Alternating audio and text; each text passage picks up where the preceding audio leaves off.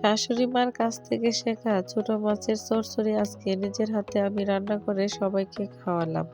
আসসালামু আলাইকুম, কেমন আছেন আপনারা সবাই? আশা করি সবাই ভালো আছেন। আজকে আমি ছোট মাছ এবং ডাঁটা দিয়ে চচ্চড়ি রান্না করব। এই চচ্চড়িটা টাঙ্গাইলের অনেকটা বিখ্যাত। প্রায় অনেক বাসায়ই এই চচ্চড়ি রান্না করে থাকেন। অনেক ধরনের আইটেম দিয়ে এই চচ্চড়ি রান্না করেন। আজকে আমি ডাঁটা এবং ছোট মাছ দিয়ে চচ্চড়ি রান্না করব। প্রথমেই সবগুলা ডাঁটা ধুয়ে ভালোভাবে আমি নিয়ে নিলাম। আর সবগুলা ডাঁটার মধ্যে হালকা পরিমাণ মশলাপাতি নিয়ে নিলাম আমি।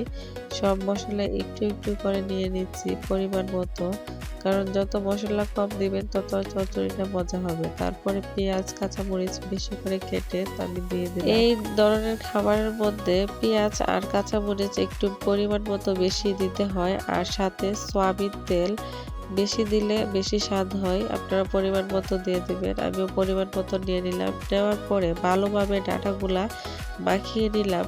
মাখানোর মধ্যে আলাদা একটা স্বাদ আছে, তার মধ্যে ভালোভাবে মাখাতে হবে। দেখতেই পাচ্ছেন মাখানোর পরে কি সুন্দর একটা কালার চলে আসছে।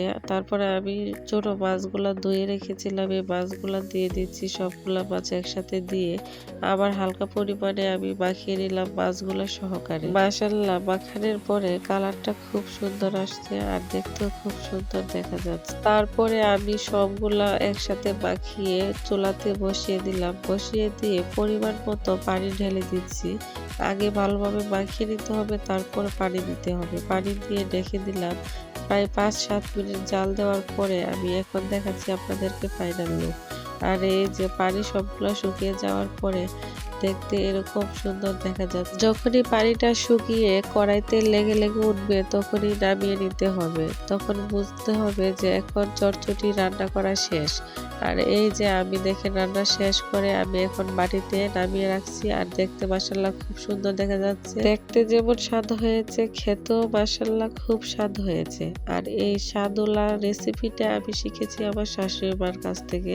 আমার শাশুড়ি মার হাতের চচ্চড়ি কিন্তু আরো বেশি স্বাদ, বেশি মজা হয়।